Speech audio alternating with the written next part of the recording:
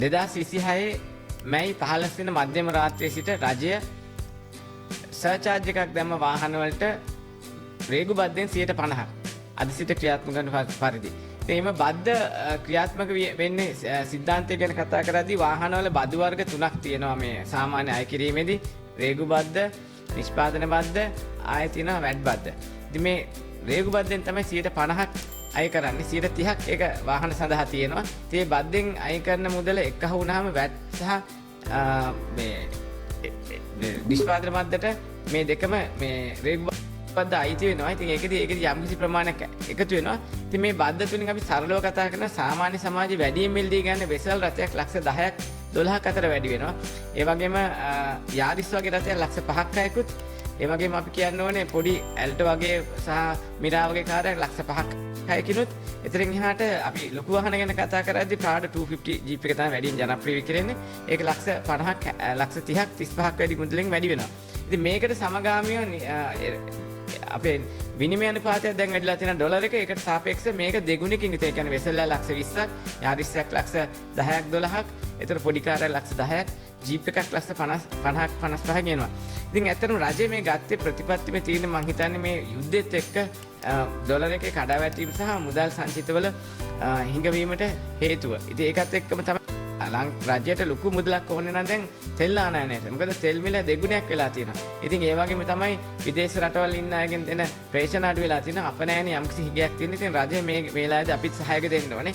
ඉතින් මේ අවස්ථාවේ මේ ක්‍රියාදාමය ගත්තේ රජය යම් තාවකාලික කියලා රජය එක්ව මාස 3කට කියලා. ඉතින් මේක මාස 3ක් වුණාට අපිට කියන්නේ මාස 3ක් වෙයිද කීයක් වෙයිද කියලා. මොකද හේතුව රජයට මේක පාලනය කරන්න බෑ. මොකද යුද්ධ තියෙන තාක්කල්.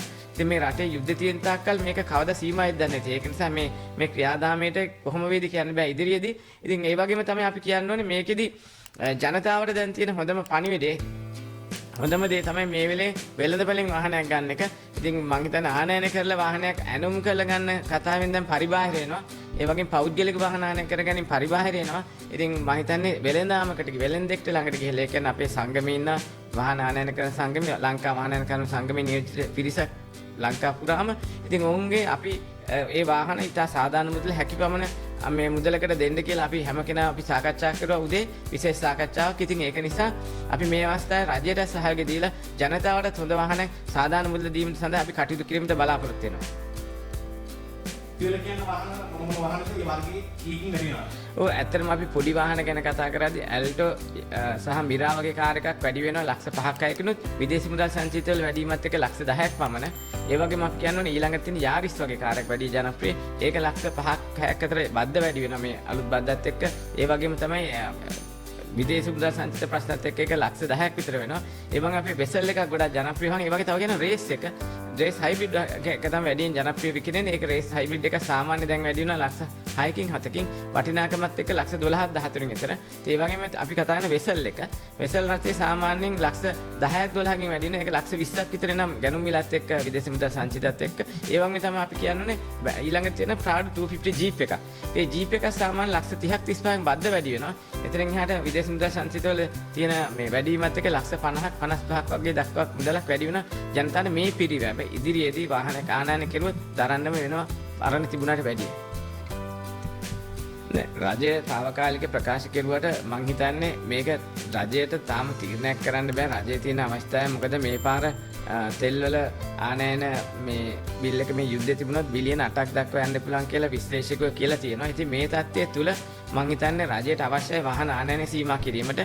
ඉතින් ඒක 3ක් කරනවාද ඉදිරියේදී 6ක් කරනවාද මේක තව වැඩි කරනවාද කියන එක වෙන්නේ මේ ලෝකේ තියෙන තෙල් මිලයි සහ ලෝක යුද්ධෙත් එක තමයි මම හිතන්නේ තීරණය කරන්න වෙන්නේ. වාහන ආනයනයේ සීමාවක් පැනවෙන්නේ කියන්නේ ඔබතුමාලක වාහන ලංකාවට ගෙන්වීම සීමා කරන්න වෙන්නේ.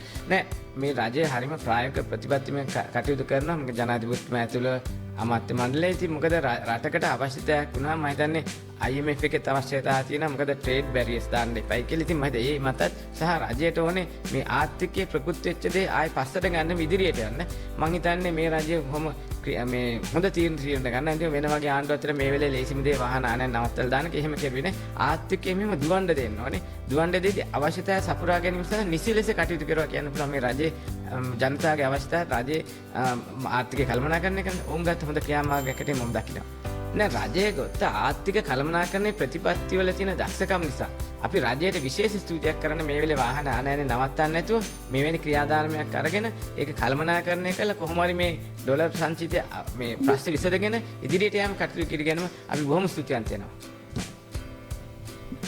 මේ රජය කියනවා මේ අපි බලාපොරොත්තු වෙන්නේ මේ අත්‍යවශ්‍ය නොවන ආනයන මාස කිහිපයකට පමණ කිරීම කියලා. මොකද මේ අත්‍යවශ්‍ය නොවන ආනයන කියන්නේ වාහන ඔව් මෙහෙම අත්‍යවශ්‍ය නොවන කියන්නේ සමහරක් වෙලාවට ඔයගොල්ලෝ උදාහරණයක්වත් බෙහෙත් අපේ කෑම බඩු අත්‍යවශ්‍ය කෑම බඩු ඕනෙමනේ. ඉතින් අනිත් එකක් නැතුණයි කියලා එහෙම අත්‍යවශ්‍ය වෙන්නේ නැහැ. ඒක තමයි රජය මතනේ හිතලා තියෙන්නේ. ඒත් වැඩේ තියෙන්නේ මේ වාහන වලට රජය සහ අනිත් දේවල් වැළැක්වුවොත් ආර්ථිකයේ මේ දුවන එක ආයි පල්ලෙහාට යනවා.